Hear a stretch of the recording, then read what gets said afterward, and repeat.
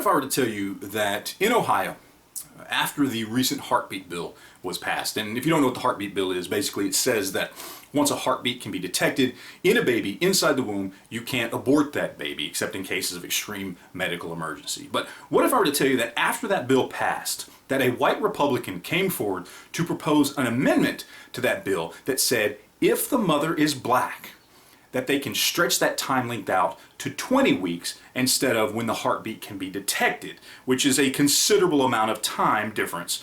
Usually a heartbeat can be detected within 6 weeks, give or take, sometimes up to 8 weeks. So that's adding on basically another 10 to 12 weeks for only black people, only black mothers, to be able to abort their babies. Now, if I told you that, would it not evoke in you, as it did in me, kind of feelings of, early American progressives, your George Bernard Shaws, your Margaret Sanger, circa 1920, when they were really digging their heels into the whole Planned Parenthood, aborting black babies thing.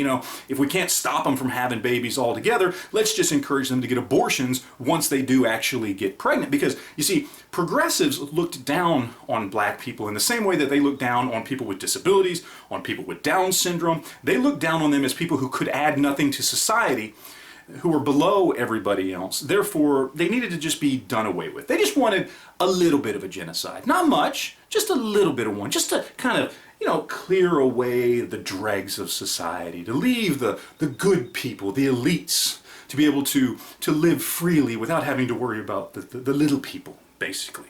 The people who would add nothing to their grand society, and that included black people. And wouldn't that kind of seem the same way to propose an amendment to a bill that says you cannot abort a child after you can detect a heartbeat, to say, well, but if they're black, let's give them more time to go ahead and get rid of the baby, right? I mean, that's basically what we're talking about here. But here's the kicker and here's the twist. It wasn't a white Republican.